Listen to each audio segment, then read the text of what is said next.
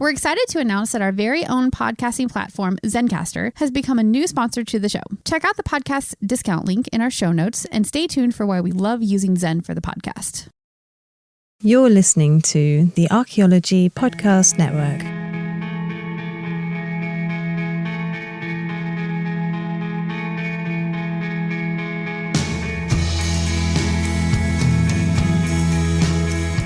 Hello and welcome to the Archaeology Show, episode 90. I'm Chris Webster. Today's show is another presentation from the You Call This Archaeology Facebook Live show, this time with a guest, Stuart Rathbone, who will talk about the transportation corridors over Donner Pass between Reno and Sacramento, California. Let's dig a little deeper.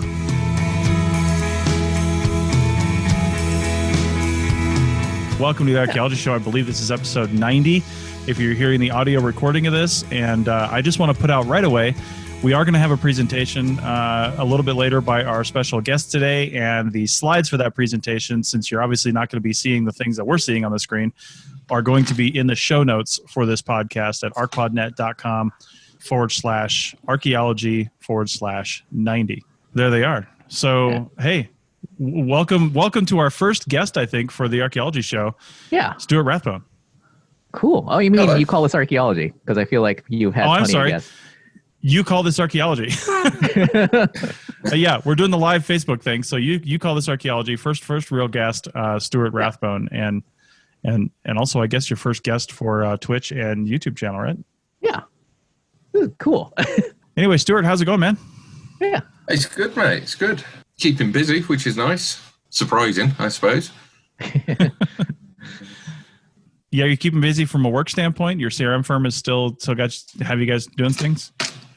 Yeah, we haven't closed down at all, really. Everyone's working from home, and because of the work we've been working on, we're still getting covered by the essential worker category, which is really an unusual position to be in. I've never been called essential before. I have a letter, Chris. It's a formal letter that says I'm essential. Oh my! Ooh. Who determined you were essential? Is that from your company or like the governor? The president of the firm. Oh my! Yeah. I know. Well, there you go. I wasn't aware that individual companies could determine whether or not you were essential. I'm not sure if it's legally binding, but it looks the part, you see. Yeah. No, well, it's because we do all that environmental remediation stuff, so that's the bit that's essential. Yeah. We're out in support of that. We cover it that way. So yeah, we're ticking along.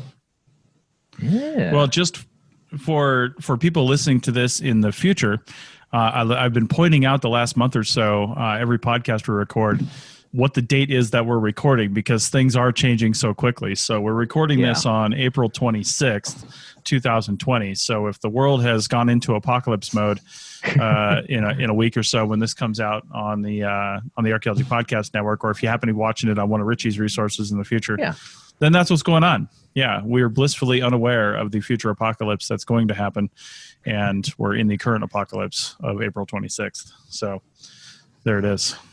God, I was thinking yesterday. Yeah, I'm a bit surprised with the. I'm a big sci-fi fan, and Apocalypse was all supposed to be, Mad Max style, and we'd all be getting mohawks, and the costume was going to be very, sci-fi bondage gear, steampunk, that sort of thing, and it's turned out to be sweatpants.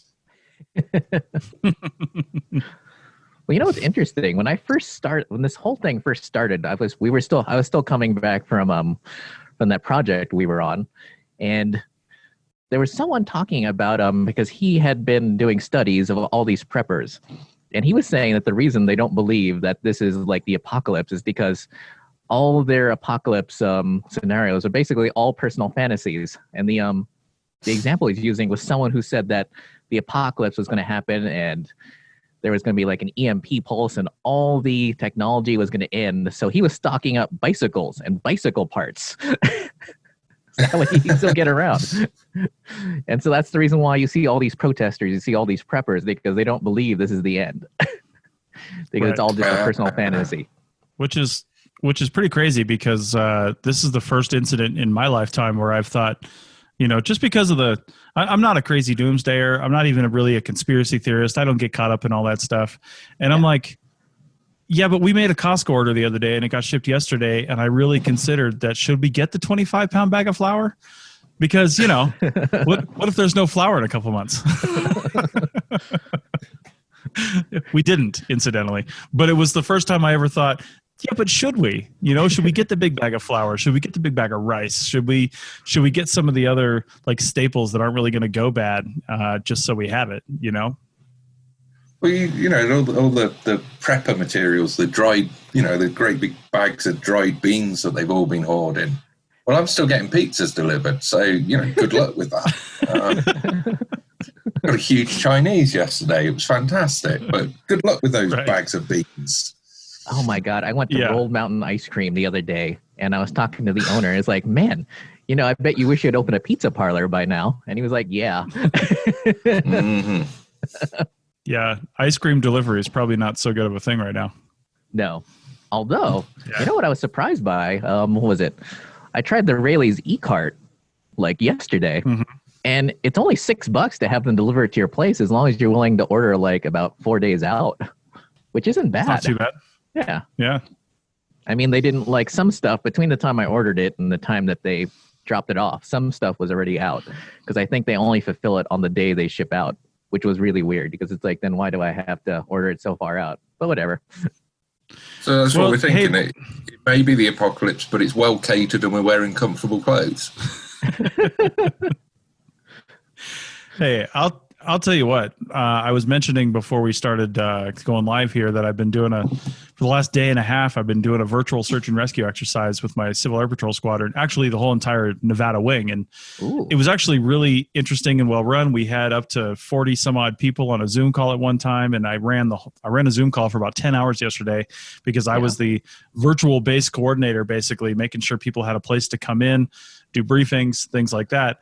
But it was the most comfortable, we call it a SAREX, search and rescue exercise. It was the most comfortable one I've ever done because I had my Civil Air Patrol shirt on and a pair of shorts. At one point, I had a nice drink with me as well, like I do now. I had an old fashioned. My wife bought the stuff. She's been into making old fashions lately.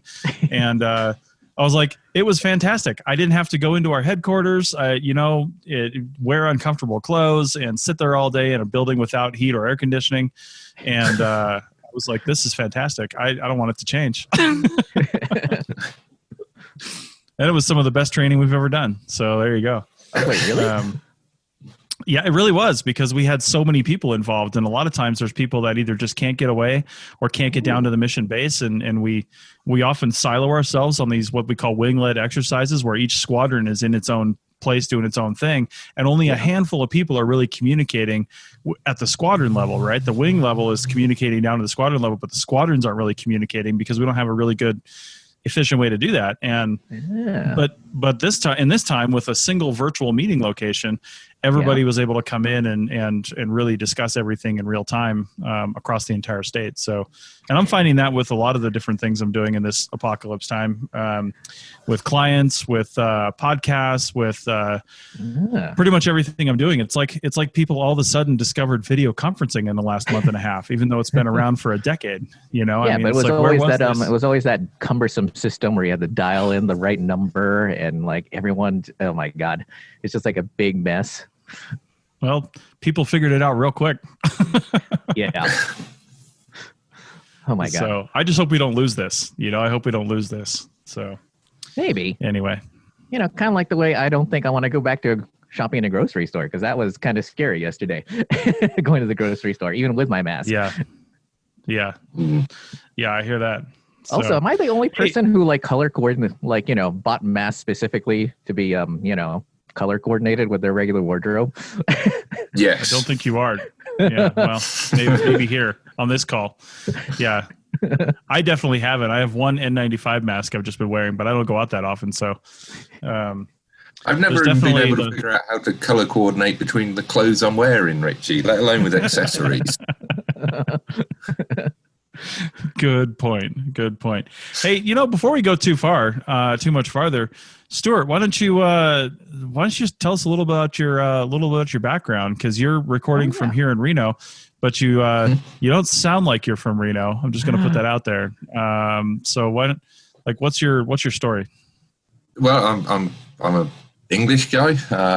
I've been in Reno for about 5 years now. I was an archaeologist over in England and Ireland for 15 years before coming here.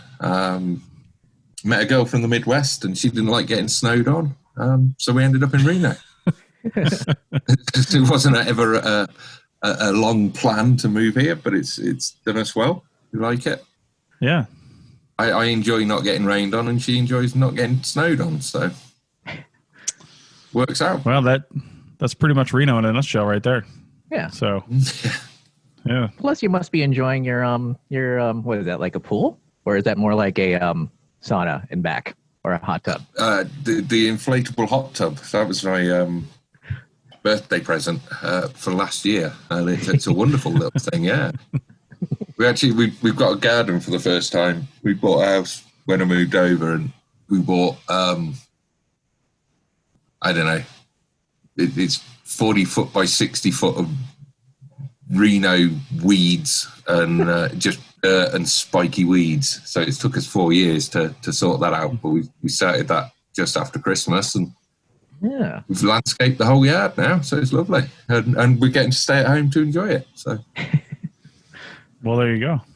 Yeah, I feel like every time I go out biking, I see more and more people actually enjoying like their house or their apartment or whatever, as opposed to when I used to go out biking along the same routes before and no one was ever enjoying any of that. I wouldn't want to be locked up in an apartment at the moment, but anyone with a bit of space must be loving it. Well, you must be glad that you're out of the downtown apartment and into a house now, aren't you? Well, we're in a townhouse, so it's kind of an apartment, but we have a nice patio in the back here. All the townhouses are kind of in a square rectangle shape, for lack of a better way to say that, because it's not quite a rectangle. But in the back of our deck here, there's no like walking area. It's not like a courtyard with grass and stuff, so there's no people ever back there.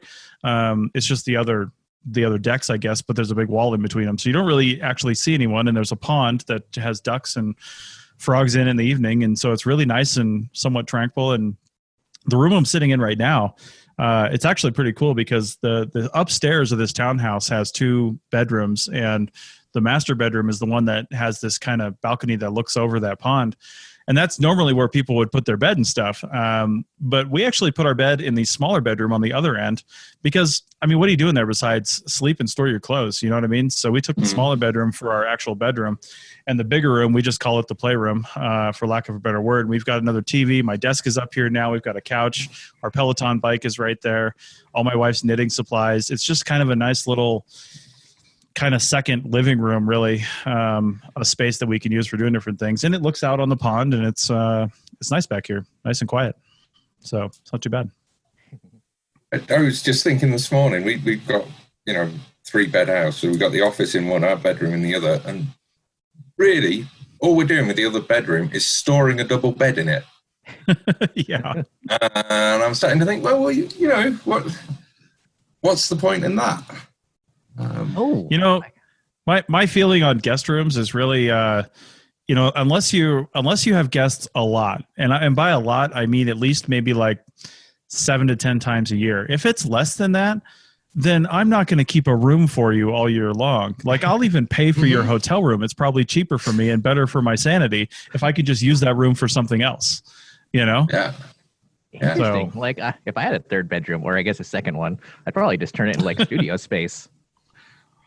Well, that's it. I mean, it's a big enough room, but all it's just storing a bed and some clothes. So I don't know.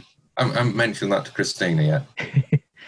Oh my God. You know what the crazy thing is? I've been looking at campers and trailers online, and I've been seeing these converted toy haulers that people converted into like half a camper, half like a space for an ATV. And I was thinking, man, that'd be like, instead of putting an ATV there, that'd be like perfect studio space for like doing videos. I just show up and like do a video and then wander around. Yeah. Yeah. Nice. Nice. All right. Well, we're about 15 minutes into this on the recording side of things. So Stuart, you were going to give us a little bit of a presentation while we're getting set up for that. What are you going to be talking about here for the next 20, 30 minutes? So this is a lecture I did earlier in the year up at the SHA conference, the Historical Archaeology Conference in Boston, which was a lot of fun. There was a whole day-long session on linear landscapes, organised by David Mather who works for the SHPO in Minnesota. Really nice guy. And I've been working on some sites up in Truckee on the Donner Pass, and got very interested in the Transcontinental Railroad. And that was just in my own time. Some of it is to do with actual surveys and excavations we've been doing, but just understanding the whole story of that has become a bit of a hobby, and going out at the weekends and trying to find some of these sites that you're reading about. And it's just been a nice excuse to go and explore that area. Ooh. And there was a call for papers went out saying, we're doing a seminar on linear landscapes. And I'm like, but I'm looking at a linear landscape. And so I did this presentation. So that's what it's going to be on. And I think with a lot of, sorry, I'm getting I don't know how to turn off the notifications on my Facebook, but I have to say hello to Steve Quinn in Ireland, who's making some frequent requests about playing drum and bass music, because that's another thing that I do. So hi, Steve. Nice. So, like a lot of presentations that I do, I think these calls for papers are really good to kind of focus you on, you're generally researching or thinking about a thing, and then you get an opportunity to develop it. And it's so what I'm presenting is what I've been thinking about as I've been exploring that landscape. But there was a lot of something resembling stratigraphy up there. And in that, I mean, there's all these linear features running through the valley and up over the pass. And they keep, you'll see a bridge and it's crossing the river and it's crossing the railroad tracks. So that's sort of a horizontal relationship. And I sort of started playing around with the idea of how do you organize and map those relationships out. So that's what the talk is on. And okay. Yeah, I think I came up with something. It's kind of interesting, I think. Well, why don't you bring up your slides and share your screen so people can see it? And while you're doing that, I'll mention again for the people listening to this on audio, the slides will be attached to this podcast. So arcpodnet.com/archaeology/90. If I got that wrong, the episode number, I'm pretty sure I don't, but you can find it /archaeology, and that's just the page for the archaeology show. So I'll have the slides up there. And also, Stuart, perhaps you can tell people, unless it's in the beginning of your presentation here, because we get a lot of listeners to the audio feed that maybe aren't archaeologists. That's who the audience is designed for. So what is a linear landscape? Again, if you define that in the show, you don't need to go over it now, but what's a linear landscape? I think that was one of the things they were trying to work out on the day. There's basically, you're looking at either a natural routeway or a river system, a pass through some mountains, railway lines, canals, anything that's going to have an arrangement of related sites along there's sort of a concept of travel and directionality running through some sort of linear feature. So I don't know that it's a particularly well-established term. And the presentations that day were on all sorts of things, from aqueducts, long-distance aqueducts bringing waters to mills, canals in the Great Lakes, different railway lines, all sorts of stuff.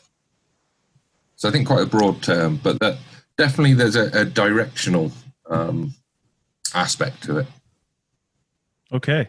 Yeah. And I'll say, oh, go ahead, Richie. Yeah. I was going to say, interestingly enough, California actually has a form for that. because I had the read through one, like all 20 pages of it or whatever. Yep, that's right. And I will say, unlike a conference presentation, this is going to be a little bit different. So, Stuart, you can just start giving your presentation. We'll flip through the slides here. Now that Richie's got the video formatted on the output here, I saw that happening. But if you've got any questions for Stuart, we're about 30 seconds behind on the Facebook feed, so we might get to it a little late, but he can always pop back a slide, and we'll try to interrupt Stuart and get those questions en route, because why not? There's no need to save these all in towards the end. This is more of a conversational discussion, and Richie and I may ask him questions as well. So if you've got something you want to ask Stuart, just let us know in the comments. Let us know in the comments if you're watching this on Facebook at ArcPodNet. Facebook.com/ArcPodNet, because that's where I'm paying attention to it. If you're watching this on YouTube or Twitch, then Richie will see it there, and he will present your comment forward. Oh, yeah. I'm monitoring chat now. Okay. Awesome. So everything's visible and working? Oh, yeah. Okay. Looks good. All right. Well, so the title of this, for those that aren't in the local area, over the hill seems to be a local euphemism. I'm not sure if it's on just in Reno or if it's the same in California or not. But it's this casual comment about driving across the Sierra Nevada mountains. It's like, oh, yeah, no, what are you doing at the weekend? Oh, I'm driving over the hill.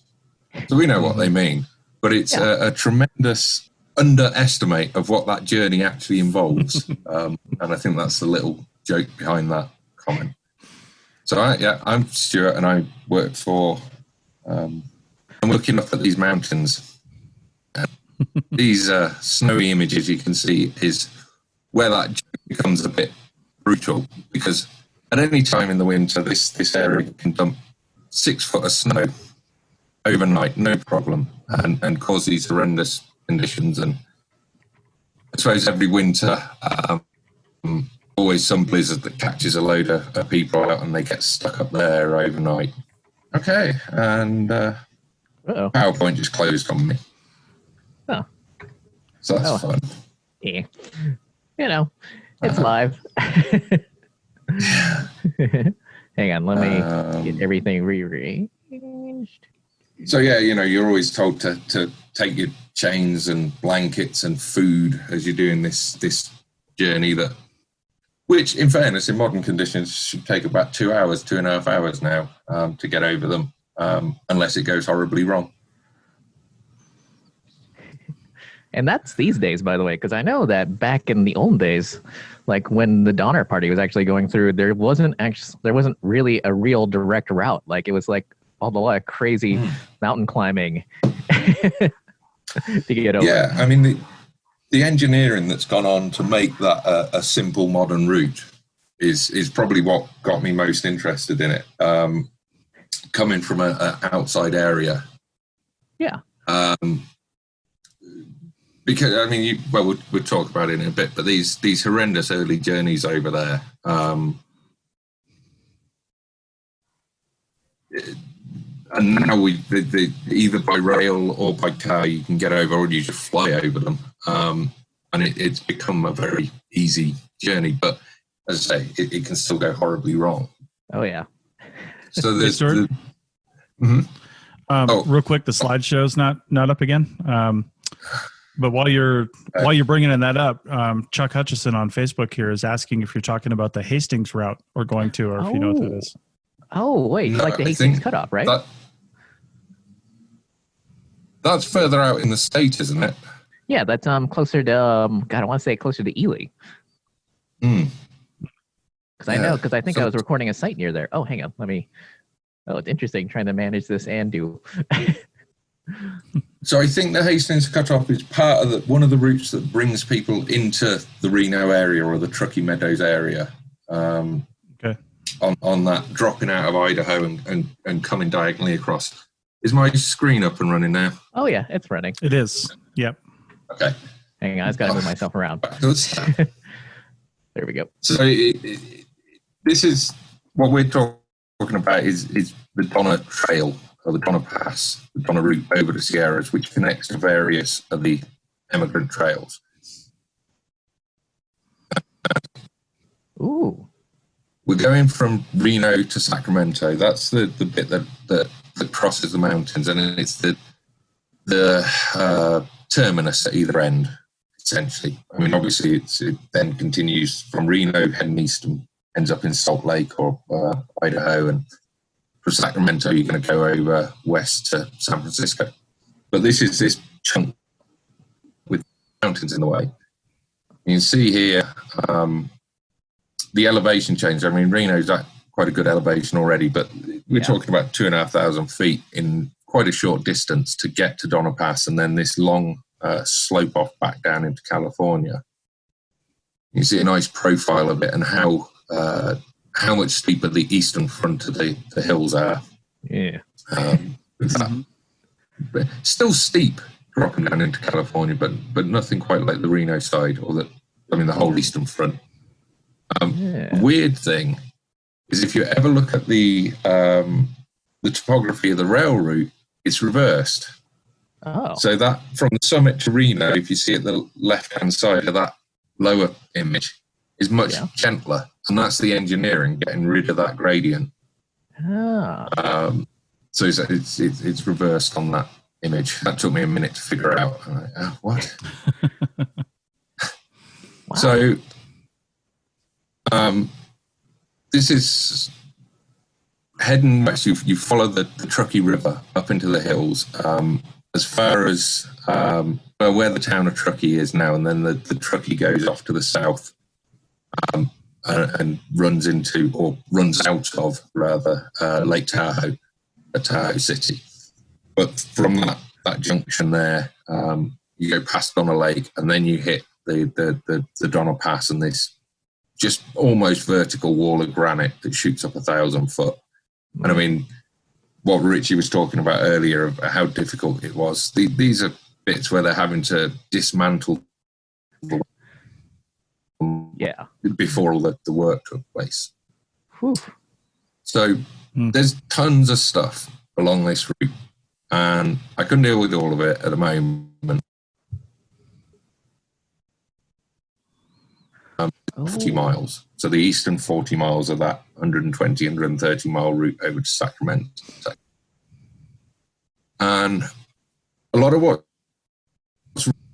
is focused on the Creation Road and to some extent the roads, but there's not so much written on the settlement pattern that this route created and all the activities that happened along it. And whilst individual sites and individual areas have been written about, like when they're in terms of a system, the opening of the train line, and it gets running and then the books end. So I wanted to see what effect this opening this route had over a longer period. And this is a neat slide. This one's a NASA image. What I like on this is you can actually see this one from space. That row of lights running from Reno to Sacramento is all the little settlements and junctions of the freeway lit up at night. And I don't know if that's important or not. I've just never had a study area that you can see from space, so I like it. You know what's interesting? Chuck Hutcherson mentions was it 4 Washoe acorn roots from Volume 8 of the Indians of the United States. Is that like along the same route? I couldn't tell you. Yeah, interesting. I'd look it up, but my keyboard makes a lot of noise. That's what I get for having a gaming keyboard. I should confess I'm not very good with the prehistoric and historic periods.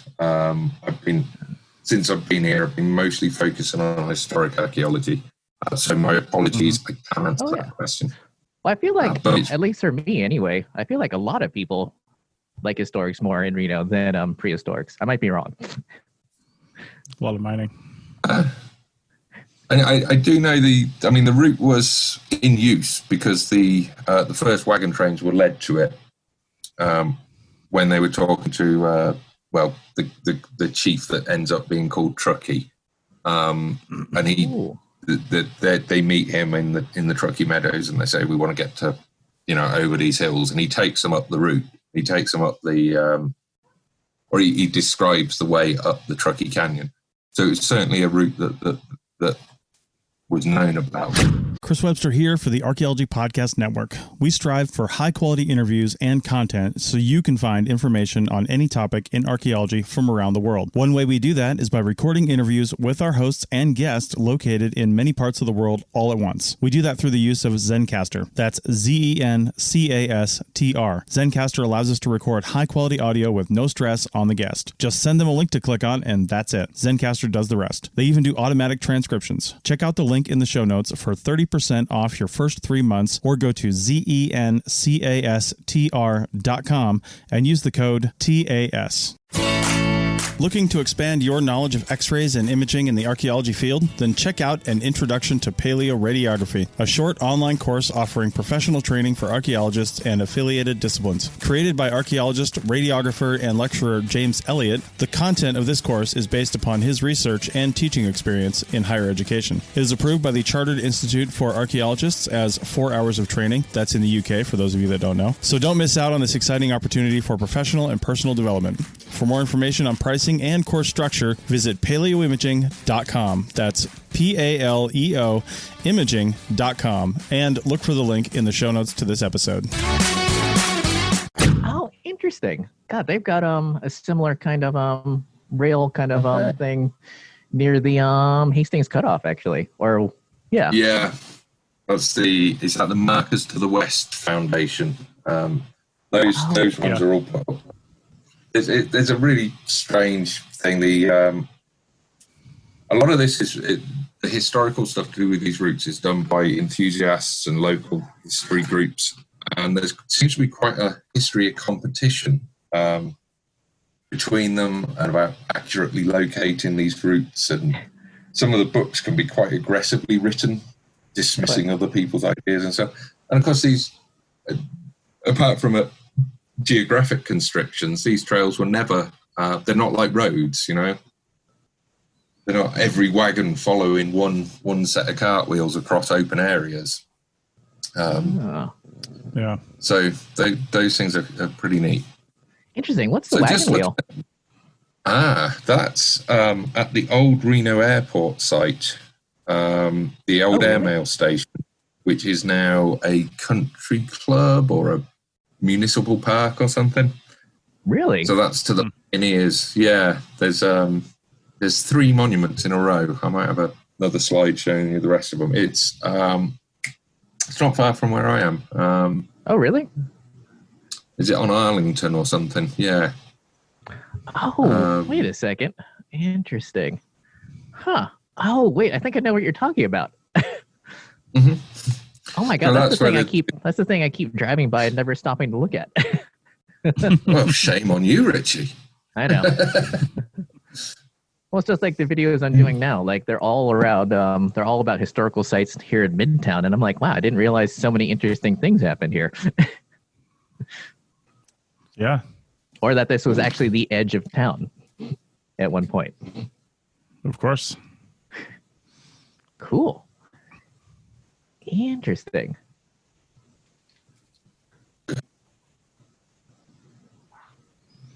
Haha. You there, lads? Yep, we're here. Oh yeah, we're still here. Cool. I think Stuart's having some connectivity issues a little bit. I don't know. Well, I mean, yeah, but it happens. Hey, Stuart, you can shut your video off. It might help your presentation go through. Just while we're doing this part, and then we'll turn your video back on when we're done with that. Okay. I can stop your video too. I'll go ahead and do that. Oh, sure. Yeah, go ahead. Oh wow, that cut the latency a lot, actually. Cool. Yeah, he's running 2 streams basically with his video and his PowerPoint. So we'll just cut him off for a second. And if it's still bad, then we'll cut mine off too.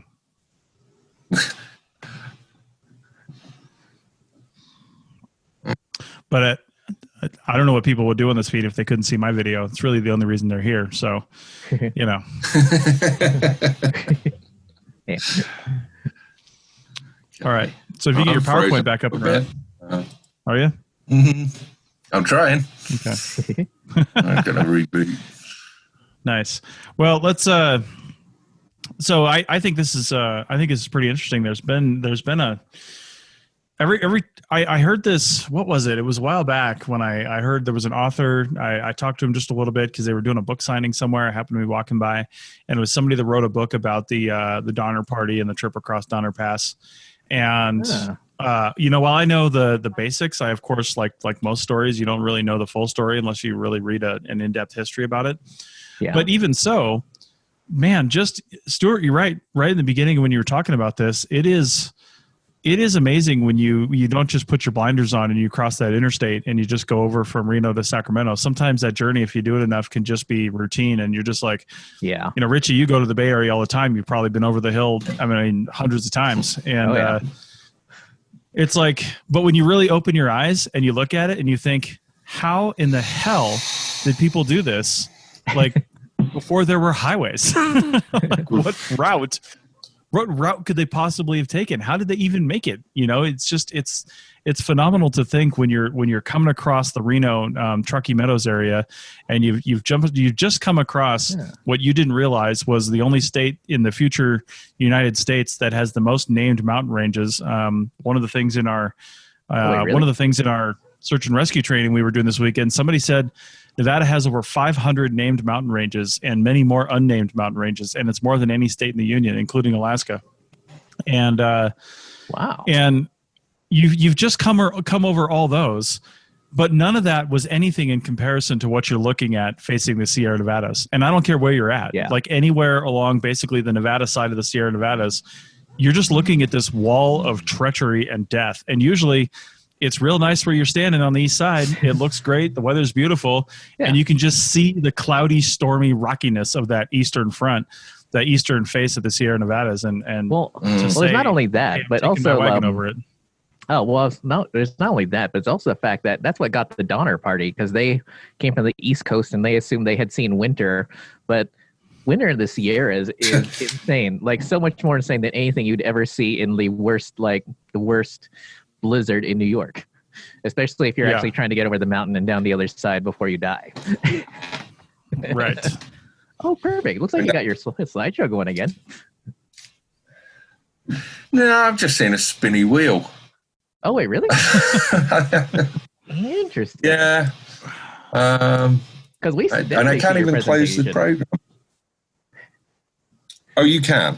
Oh yeah, I mean we're seeing the whole PowerPoint interface, but yeah, your presentation's going, and now it just went dead. Oh, there we go. Okay, right. Oh, hang on, let me. Stuart, while you're getting that up and running, let me share something on my screen real quick,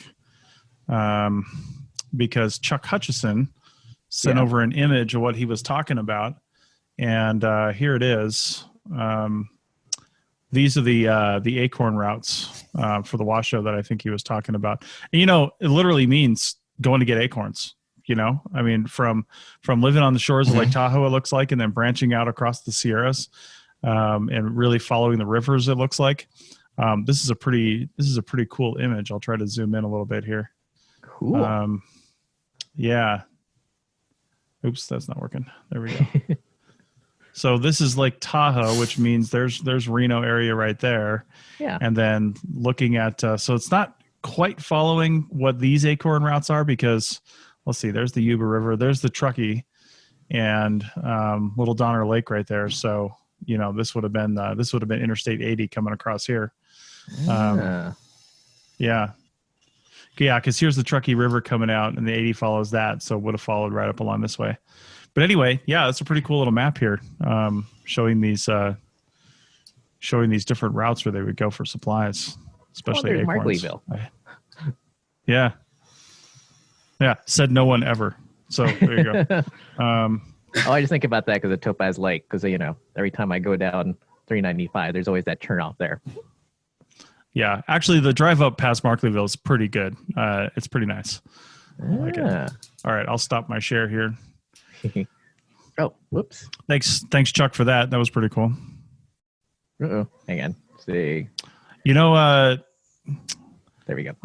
Yeah, Amy's saying that's crazy. That's a lot of mountains. Yeah, it's pretty intense when you first come to Nevada. And not only just drive through it, but hear about how many there are. It is intense. It really is intense. And then Eliza's asking, was the Donner Party the only travel train that got stuck there? Well, they were the most famous, at least.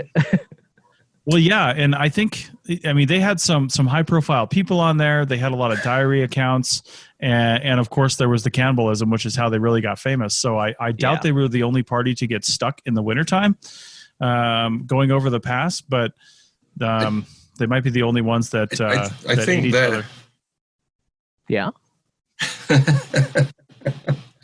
I think that there are different routes crossing this thing, and the Donner Trail. And it's a reform, and it's too tough, and they just find better ways of getting across. And as it becomes more, they're only the second party to try it. Oh. So as they open up different routes to the north and to the south, and this thing, you know, after 3 years, 4 years, it's really dead. And of course, after what's happened, people are much more cautious about when they attempt the journey. Yeah, I can imagine. Interesting. So, Stuart, if your PowerPoint's going to keep on freezing up, maybe you can just discuss some of the things that you guys talked about in your presentation. Oh yeah. Yeah. Well, okay. So you get this pattern, and you've got the Stevens, Townsend, Murphy party, I think it is, are the first people across. And that opens up this journey from the Midwest into California. The Donner Party, as we've been talking about, follow them the next year. And what they're doing at that time, they're going straight up the Truckee Canyon. And the lower canyon is just awful. And it doesn't look it. It's one of the most, you know, that whole drive is so spectacular. And now you're on this sort of elevated, heavily engineered road. And you don't really see into the bottom of the canyon. But if you look at the topography, it's weird. The lower part of the canyon is much steeper sided, and it's just this V-shaped gouge where the river has cut through. Whereas once you get about halfway up, it opens up and it's much broader and easier going. So that bottom of the canyon was just a nightmare because it's just rocks and this river. So the first thing, the next year, they open up the Dog Valley Canyon, which is the cutoff at Verdi, and it loops up to the north and brings you into the middle part of the journey. So they stop that. That's a lot easier going. And then there's a series of alternate routes are made at the Donner Pass to avoid that. So you get Roller Pass opened up. There's another one to the south there. But then they just abandon it altogether and start using the Carson route, which is 20, 30 miles to the south. And then you get other routes opening up to the north as well. So this thing becomes kind of an abandoned route. And it doesn't come back to any prominence until the railroad goes through. And it's scouted out by Theodore Judah in the early 1860s. He's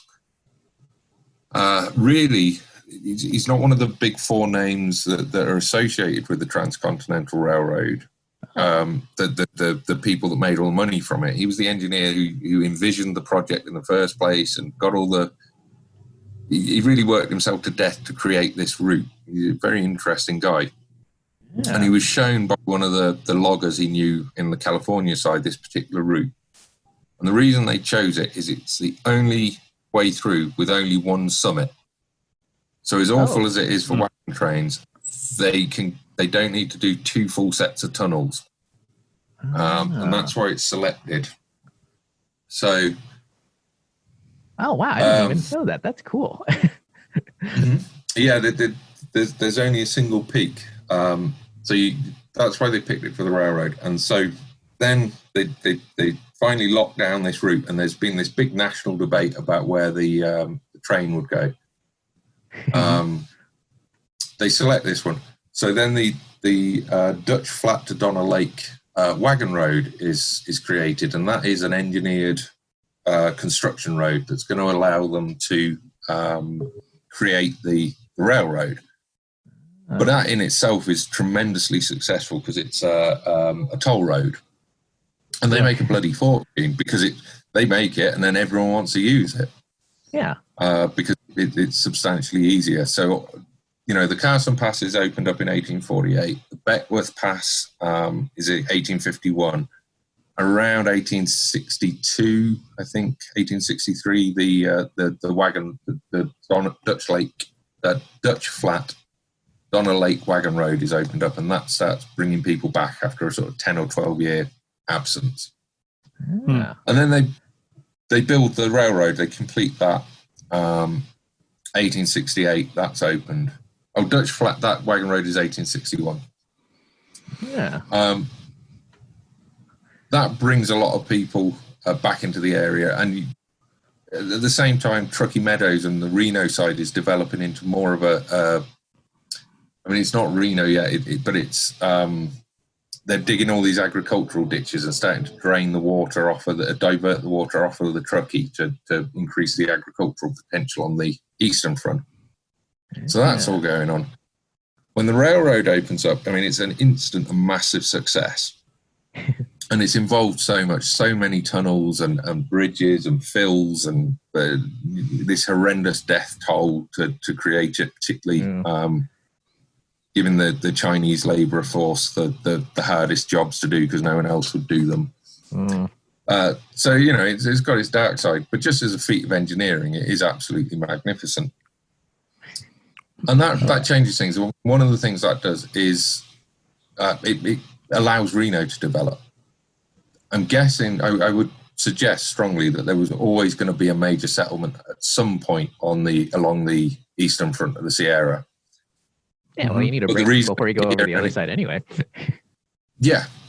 And whatever, but it could have been Minden, it could have been Gardnerville, it could have been Carson, it could have been further up. But all those towns suck. Well, they suck because they didn't get the railroad. And that railroad coming, that's why you can see this thing from space. It locks down the settlement pattern in the northern half of the state. We become the destination and the gate through to the through to California. And it's a weird thing locally that Reno doesn't seem to identify itself strongly as a transport town, but that's the only reason it's here. Everyone says, the divorce industry and the casinos and all of that. Yeah. The reason Reno thrived is because the railway was picked there. Sparks was created to service the railroad, and that's a third or fourth biggest town in the whole state, isn't it? Mm-hmm. So this thing is massively important for what happens, and it has a huge impact on the settlement pattern in California as well. Everything feeds off of the Central Pacific, and it's not so important anymore, but it's still a major freight route.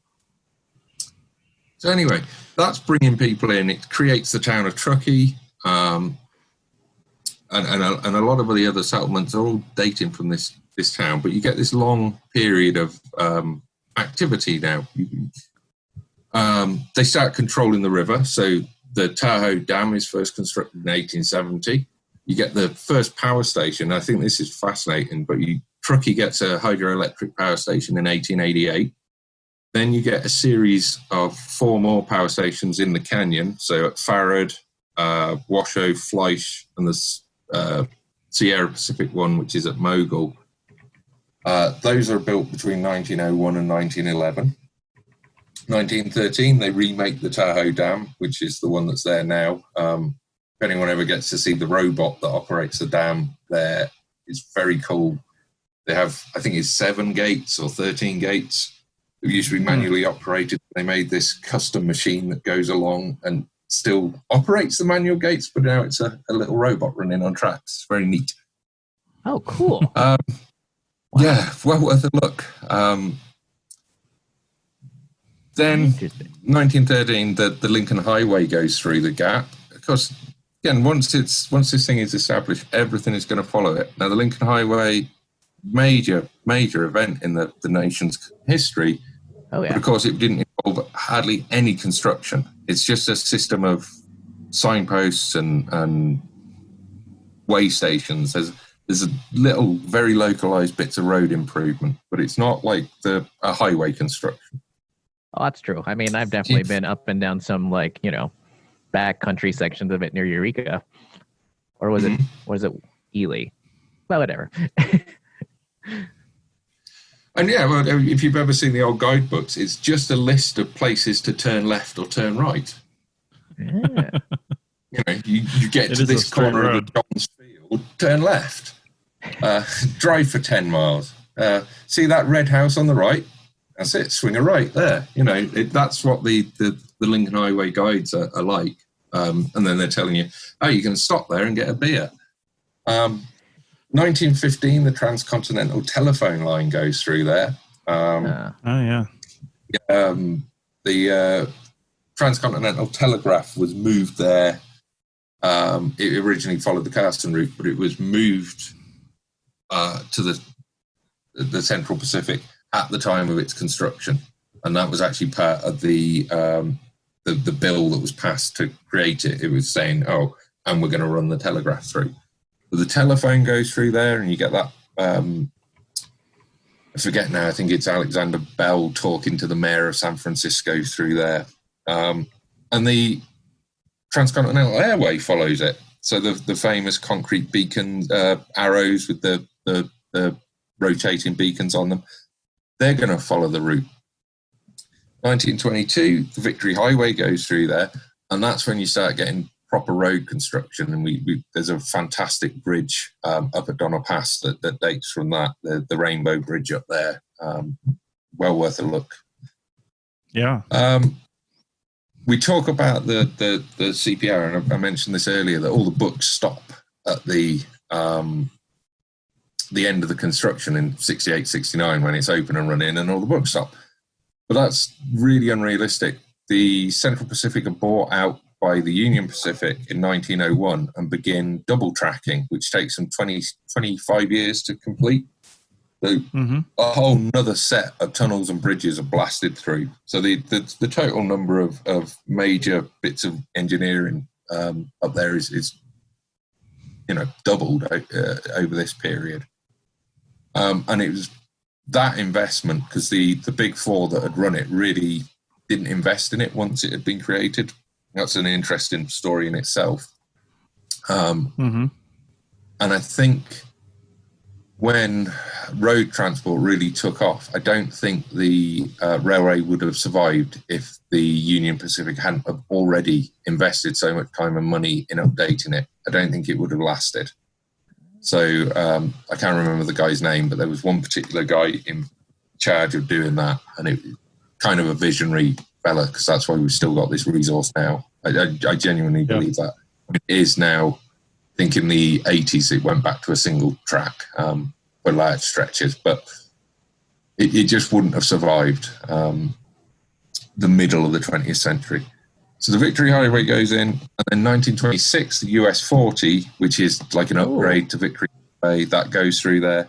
64, I-80 goes in on a slightly different route. I mean, the same linear landscape thing, but it's, whereas Victory Highway and US 40 kind of follow the line of the Lincoln Highway, I-80 is a bigger thing, and it involves, again, all this suspended roads and, again, stunning bits of construction.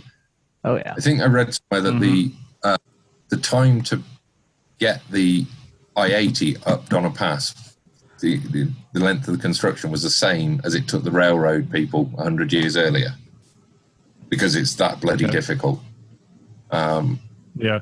And all of this stuff is leaving buildings and great big bits of engineering. You've got all the wooden snow sheds, if anyone knows about those, but there was so much snowfall in the winter, they covered a lot of the track at the High Sierra with wooden snow sheds. They were running steam trains, so they just kept burning down. They kept having to rebuild them. Eventually, they're all replaced with concrete things, and you can still see those now.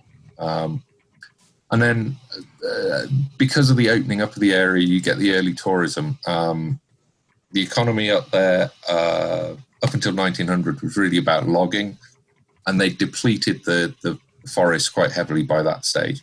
There's a lot of failed mining in the area. They never did hit big. They formed up several mining districts. But in 1900, there's a real push to open up Truckee and Tahoe for tourism. So you've got all these early hotels up there still standing. There's some of them have been converted into really fabulous old people's condominium complexes and stuff. Some of them are still running as hotels. So there's just this tremendous amount of stuff. You may have heard my pitch for membership. It's a great idea and really helps out. However, you can also support us by picking up a fun t-shirt, sticker, or something from a large selection of items from our TeePublic store. Head over to arcpodnet.com/shop for a link. That's arcpodnet.com/shop to pick up some fun swag and support the show. John Flood is watching us on Facebook here, and he's got a couple comments. I'm going to roll back to Donner Pass real quick because he had a pretty funny one here. He said he'd be mad. He said, I'd be mad if my party got stuck and we had to cannibalize each other, only to find out the pass was already named. Like, right? And then he mentioned referring to the railroad going across Nevada. He said double tracking has to be hard getting supplies out while regular trains are trying to run east-west, arguably as tough as the original laying of track. I can't even imagine that, especially in that area.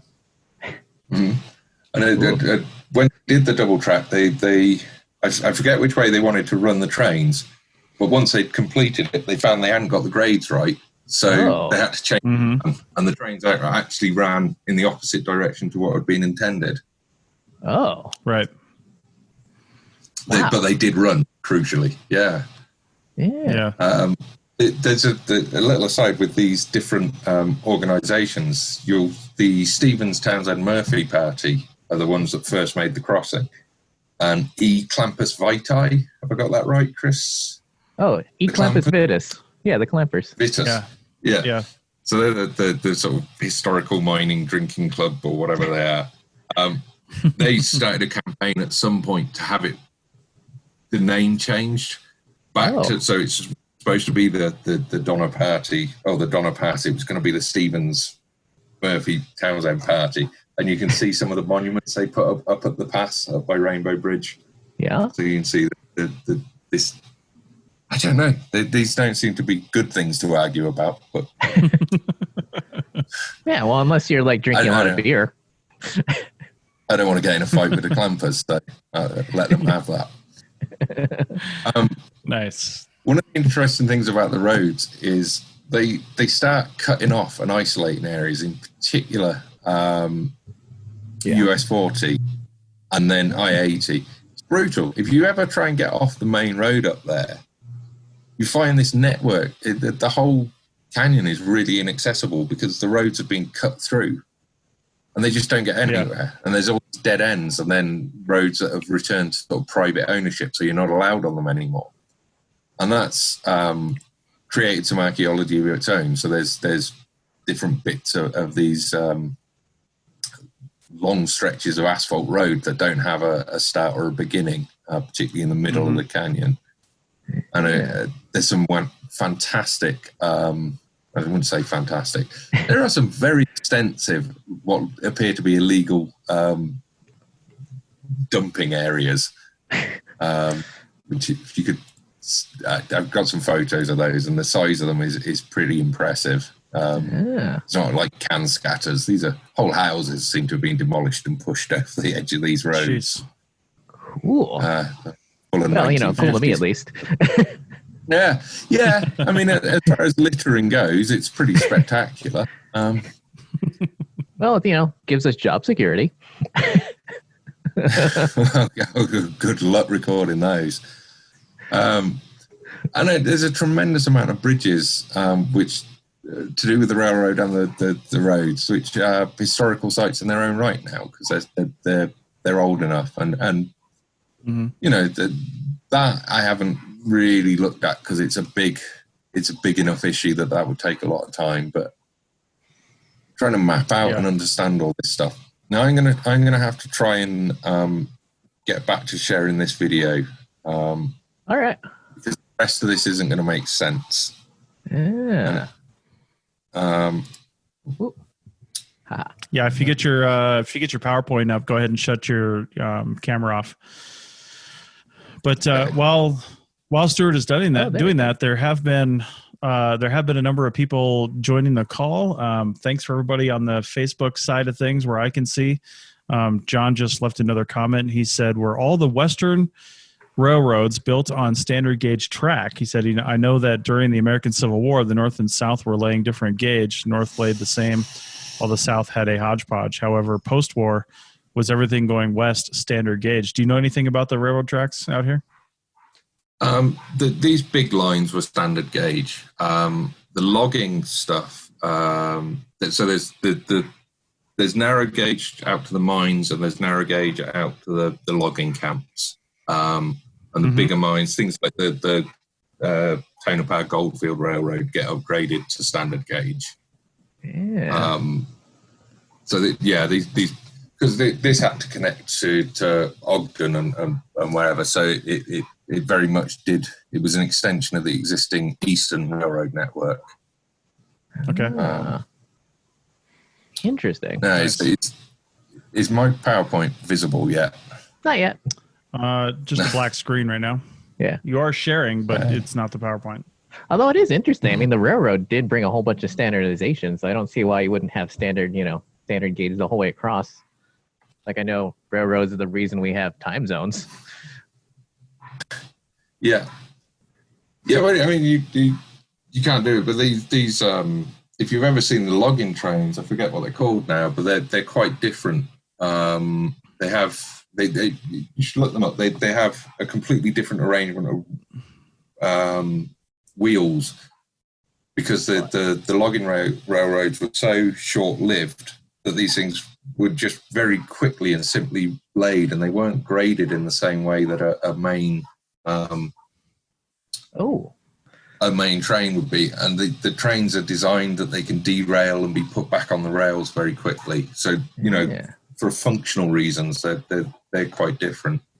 Oh, it's kind of like the reason why all the mining carts, here in Nevada, I know is super popular to just lay like strips of metal right over planks of wood, or I don't know what you call like blocks of wood, and that's why you hardly ever find tracks out here. Yeah, and the logging roads are really crude like that as well. Yeah. Ha. Oh, hang on. Oh, good. Looks like you're getting it back. You got something? Well, no, but still, it's just not having it. Maybe. Dear. Yeah. See, this is why you should have gone with Apple. Well, I did. Well, Stuart, this is we're approaching an hour for this show anyway. So let's talk about some of your. I mean, what were some of the conclusions of your research? What are some of the things that you learned by doing this? So the point of the presentation and what you should be seeing now is what the question I was asking for this one was. Okay, you've got, and I hope I've given some impression of the density of the amount of historic sites that are up there. And what do you do with that information? How do you make it usable? So the first thing people are going to say these days is, oh, well, use GIS. Well, GIS, have you ever noticed that GIS people just think that GIS is the answer to everything? Of course. And sometimes it's not. And the problem is you've got something that's 130 miles long. So at any sensible scale that you map that, you're going to have meters and meters of a linear map. And you can't shrink it down because as you shrink it down, you can't see the detail. Of course. And just putting it in a digital version doesn't actually overcome that problem. But with a linear landscape, if you're looking at the patterning and the relationships between things, you don't need to maintain that east to west or the horizontal axis. So you can squish all this stuff together because there's lots of blank spaces between things, right? Yeah. Mm-hmm. So I was trying to think of a way of processing this information. And one of the things probably more common in archaeology back in Europe is the Harris matrix. Harris matrix is a schematic drawing of your stratigraphic relationships. Oh, hang on. Huh. We use that for doing big urban excavations typically, or that's where they're most useful. So I got onto one of the British so it's kind of like stratigraphy, basically. Yeah, and I say that there are all these relationships. They don't behave themselves particularly because sometimes the road is above the rail and sometimes it's under it, and depending on the topography and yeah. But there is this linkage, so that's what I got thinking about. And I went on the Badger Forum, British Archaeological Jobs Resource, which is just very knowledgeable archaeologists hang out. And I asked this question: has anybody ever used a stratigraphic matrix for something as big as this? And the consensus was, that's quite interesting, but it wouldn't work. Okay. And a guy, Chiz Harwood, I think, got hold of me and provided some very useful information, which was about land use diagrams. And he was I don't think he's in London anymore, but he was in London in the 90s.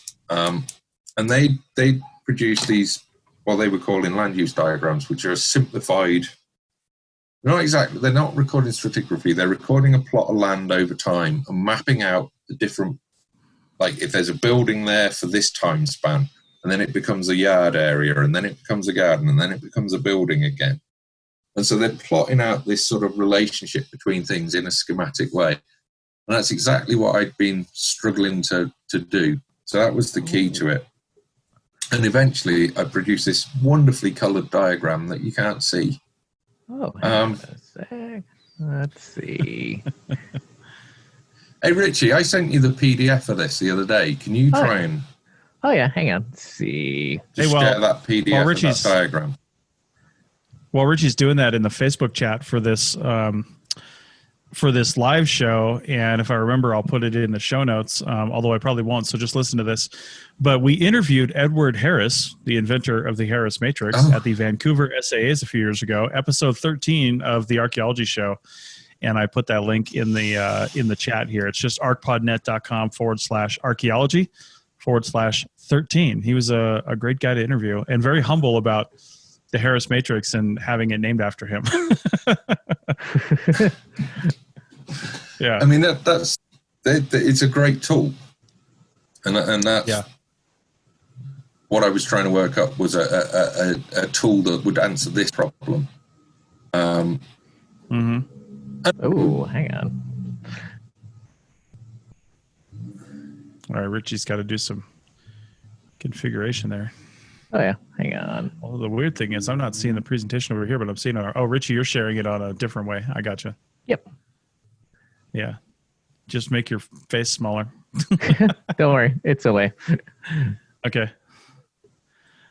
There we go. So, Stuart, if you're following along in Facebook, you can see it because he's not sharing it through Zoom, but he's putting it up on the display. Okay. So I'll assume someone somewhere can see this. So what we've got here is a schematic representation of that first 40 miles from Reno up as far as Troy. And you can see down the... So there is no scale from left to right here. None of that size matters. But vertically, everything is by year. And you can see the different sorts of activity. So the red things are all the airmail route functions. The pink things are to do with tourism. The dark green is all the hydroelectric stuff.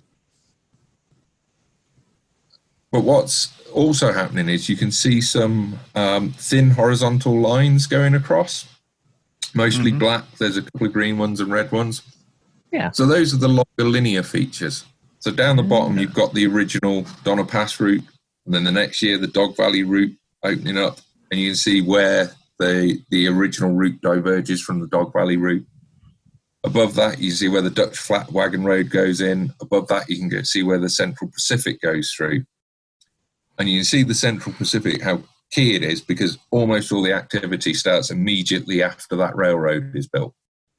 You can see all those other buildings and facilities have come in 1869, essentially, or 1868. And then going up, you get the different highways going through. Well, you see where US 40 goes in about 1926. You can see all those light green bars are stopping. So that's all the lumber companies and the ice companies closing. I don't know what the relationship is between US 40 being built. Why did that lead to the closure of the ice companies and so many of the mills? But the relationship is pretty clear. And above that, you can see where the canyon is really emptied out. There's very little in the middle Truckee Canyon now, where it used to have all those things. And that's either side of US 40. If you look,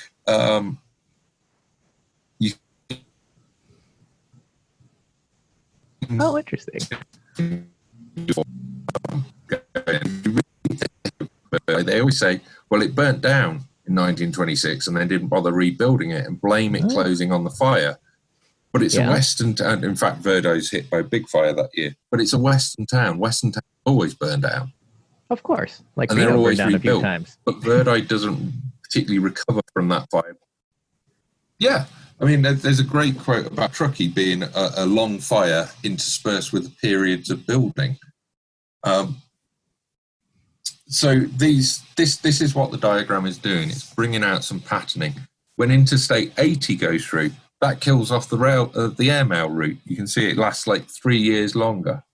And maybe that's not a direct relationship there, but it's interesting. So that's what this thing is doing on a single page. It's showing you 40 miles of relationships, and you can see some patterning in there. So I think it's proving to be a really useful tool to examine this in an abstracted way, but in a useful way. And the plan is just as a hobby, just to keep plugging away at this, filling in more and more detail, finding more of the sites, and seeing what picture can be built up. There's you might see, if you look at the yellow line that's called Boca, underneath that it says Construction Camp 17. Yeah. And underneath Iceland it says Construction Camp 20. So those are a whole series of construction camps for the railroad that I suspect are underlying almost all of the other activity, because they're developing specific areas for half a year of occupation. And that involves creating some access routes, clearing away some of the boulders and the rocks. And then they're abandoned because they finished building. Well, where are you going to build your ice company? On top of one of those construction camps. Where are you going to build your the next train depot? Oh, well, we've already got this prepared area. So there's lots of linkages between these things. And one of the things that the diagram is doing for me anyways, knowing it, telling me where I've got holes. Down in the bottom left, past Truckee, all that gap up until the 1920s, that's filled with lumber mills, but I haven't found the locations yet. Whereas the gap in the middle at the top of the diagram is a real gap.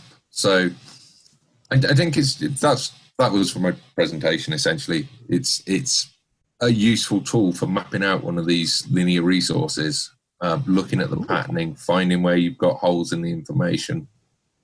That's much more useful than some of the linear records, some of the linear feature records I've read. Yeah, thank you. And again, imagine that as a paper map. Not only would it be 10 meters long, at say 6 inches of a mile, it would be huge. But well, you'd that's like also the need linear feature records I've read, because they're just like pages and pages and like unconnected photos of like nothing, and you're trying to picture something. You're trying to picture something just from a physical description, which is pointless. Yeah. I think that I don't know. I think it could prove a useful tool for other researchers. The seminar is going to be published, so the paper will end up published in a couple of years' time, and hopefully by then it'll be a bit more developed as a diagram. And I'd love to take this all the way over to Sacramento, but I don't think I can handle doing the western part in California. I think there'd just be too much stuff over there now. Yeah. Wow. But maybe to Auburn or somewhere. So we'll see. Yeah. All right. Well, I think that we're running out of time for this. So, we've gone quite a while, but I like this format. I like to be able to show a slide presentation like this, and to have you present this, Stuart. And I will say, hang on, there might be another place. There might be another place where you can present this virtually in much the same way, but not on Facebook soon. And I will give you more details on that probably by the end of this week. So, oh wait, really? And yeah, we're putting something together at the APN to kind of make up for the lack of conferences this year. So, cool. But more details on that as we get it planned out. So everybody watch this space, and we'll definitely put an ad for it on a lot of the APN shows so people can hear about it and find out about it. So I'll mention one last comment that John just left here just now on the Facebook page. He said, it's weird to hear US 40. He said, I live on it here in Indiana. He's like, we archaeologists need to work on how we study long linear travel corridors within historic scholarship, rail or road, especially between state lines and different SHPO offices and formats. Because, and I agree with him, because it's like you said, Stuart, studying the Sacramento side. I mean, Reno is downtown Reno is 13 miles from the border of California. So you don't even really start to climb in elevation until you're well into the California side. And it's at least on Interstate 80. You're well into the mountains, but on Interstate 80, it's a little ways in. And I mean, you really have to, most of what you studied there is in fact in the California side. So bringing this all into, across state lines for such a long linear resource is hugely important. Yeah, I think I'd be interested once it's done, and that is several years away, is to hand it over to the SHPO and other agencies and say, here you go, might be of some use to you. There you go. And so, wow, this is well. Again, thanks a lot, Stuart. Yeah. I think Richie and I'll wrap it. Yeah, no worries. I think Richie and I'll wrap it up now. So if you're watching this video, we had some of Stuart's slide presentation, but we had an issue with the presentation. So you can check out the slides though at arcpodnet.com/archaeology /90 is the episode number. For the audio version of this. If you want to watch the video, you can watch it again here on Facebook. But of course, Richie has some places. Richie, go ahead. Yeah, you can also watch it on The Man in the Hat on Twitch and Happy Archaeology Fun Time on YouTube. And Richie's been putting out some great videos over on his YouTube channel as well. Go check those out. Some great archaeology stuff, some archaeotourism type stuff, and some really cool things he's got coming out. So check those out as well. Cool. Wow. All right. This has just been like a conference presentation, except we're all sober, or at least most of us are sober. And you couldn't see it. I know. Well, I think it's better because most conference presentations are 15 to 20 minutes long, and they're probably running long to begin with. In the symposium, you don't have any time because when the symposium's over, there's no time for questions, and you got to rush off to another one. So this discussion format for about an hour or so on a single topic has been really great. So, and you're welcome, and a lot Amy. of good comments. Yep, Amy says thank you. Member of the APN, just like Chuck is. And anyway, thanks for the people watching too. I'm glad we had some engagement on this. This has been really fantastic. Oh, one thing I did want to mention is if anyone else wants to present their paper, it's like we're always open. I feel like. Absolutely. Yeah. Contact us. You can reach us through any of this, whatever your source you're watching this on, just message that person and you can comment us. My email address is chris@archaeologypodcastnetwork.com. Richie, I don't know if you want to put yours out, but you've got your it's FTBVs. Wait, oh God, I forget my Happy Archaeology Fun Time email, but whatever. You can just, it's always in the description of my videos. You'll find it. Stuff is there. Yeah. So cool. All right. Well, again, thanks, Stuart. Thanks for coming on. It's a little weird that we had to do this on Zoom because we're all probably within about 3 miles of each other. I know. Yeah. Well, that was fun anyway. Yeah. And thanks for having me. Yeah. Ooh. Yeah. Cool. Thank you. And Richie, I would say take us out. Alrighty. Thanks everybody for watching. Oh yeah. Oh shoot. I switched this over before before that happened. Perfect. All right. Well, at least we're out on the hang on. Let me get us all off. Let's see. Disable all. Alrighty. So we're no longer transmitting, but we're still live, obviously, on Zoom. All right. Cool. Yeah. Well, that wasn't too bad. Despite some of the PowerPoint issues, that was really good. Yeah. And, it made it feel more authentic, like I said. I knew we were done when my drink was mostly empty. Cool. That was actually really interesting. I'm glad you were here to explain that chart because I was looking at it and I thought I understood it, and I feel like I did, but it was still handy having you here explain it. Yeah. Yeah, I don't know. It seems weird to me that there isn't something already existing like that. Yeah. But, I feel like so many people just want to do it the way they've been doing it. So every other presentation, almost every other presentation, was just someone doing the first half of what I just did, which is telling you about a linear thing and all the things along it. It's like, well, what are you going to do with this information? How do you process it? Well, it's the same way we process everything. It just goes into a file and then someone forgets about it. I wrote a report that no one's ever going to read. Stuart, did you make up that presentation style for that chart, or did you see something similar in another paper? No, other than the ones from London, which are doing something different. No, it's a new format. Wow, that's really cool because it's a really cool and interesting way to visualize the data that I've never seen before. Really nice. Thanks.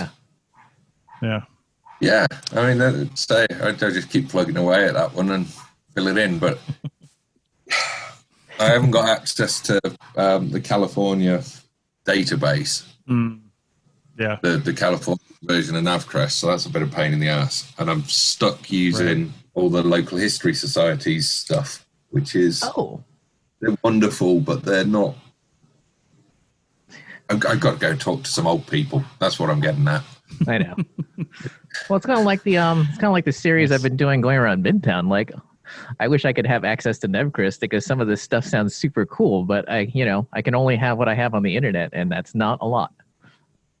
Yeah. Like right across the street from Coffee Bar. I'm not sure if you've ever seen those white and green buildings or houses. Those apparently were the only examples of prefab buildings in like all of Reno. And apparently they were never very common. A coffee bar? You mean the Coffee Bar Roastery? Yeah, no, the regular Coffee Bar on Mount Rose. Yeah, they're like these white and green houses right across the street from there. And those. Yeah, and apparently they used to all be right where the FedEx Kinko's is now, but they moved them. Oh, wow. Yeah, and the only information I can find is just like what was on this historical website, which wasn't a lot. It was like hardly anything. I really wanted to include them in the video, but I don't feel like 10 seconds of me mentioning something, is worth like going down there and recording, especially since I'd have to set up my camera right outside someone's house, which sounds really weird. Yeah. Yeah. Are you looking for the historical forms for these things? I've got an address. If you put a map together, show me the addresses or whatever you want. I can look for forms for you. Oh, cool. Yeah. Oh my God, I can totally do that. Expect something in a few days. Cool. Yeah. Wow. Oh my God. This was so much fun. I am learning that trying to extract historic forms from particular addresses in Navcrest is almost impossible once you're in a bloody town. Oh, wait, really? No, there's no background mapping, not at any usable scale, so you can't tell where you are. Fucking pain in my ass. Interesting. Yeah. Because you know how you zoom in and then it just becomes pixel land. Yeah. Oh my God. That'd be a great idea for a CRM archaeology episode is, podcast episode is like discussing all the issues with all these historical databases and how terrible they are to actually use in real life. Oh, you could have a big local round table with all the complaints we have about Navcrest, but it wouldn't get you anywhere. Oh my God. Yeah. All right. Hey guys, I got to run. I got another podcast to edit for tomorrow morning. So. Oh, seriously? Wow. God. It's one of my clients. Yeah. Her debuts or comes out at 5 a.m. So I got to get it done this afternoon. Oh, wait, is that the realtor? Yeah. Yeah. She's dropped down to every 2 weeks in this quarantine time, but, yeah, and I've had 2 weeks to edit it, and I haven't. So there you go. So I got to get it done. Yeah, interesting. Okay. Oh, we should ask her if now is the time to buy a house. Hey, I've heard now's the time to list your house because people have nothing but time to look at listings on their phone, and when it comes around to it, they'll be ready to buy. So, yeah, interesting. But yeah, all right, guys. Thanks a lot. Seriously. Yep, thank you, Stuart. Appreciate it. Yeah, thank you. You're welcome. It was fun.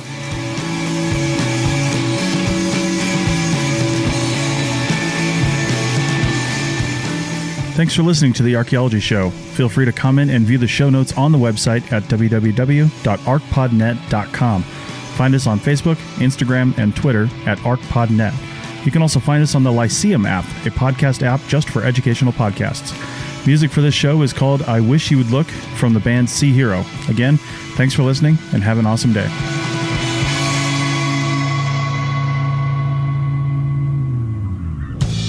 This show is produced and recorded by the Archaeology Podcast Network, Chris Webster and Tristan Boyle, in Reno, Nevada, at the Reno Collective. This has been a presentation of the Archaeology Podcast Network. Visit us on the web for show notes and other podcasts at www.arcpodnet.com. Contact us at chris@archaeologypodcastnetwork.com. Thanks again for listening to this episode and for supporting the Archaeology Podcast Network. If you want these shows to keep going, consider becoming a member for just $7.99 US a month. That's cheaper than a venti quad eggnog latte. Go to arcpodnet.com/members for more info.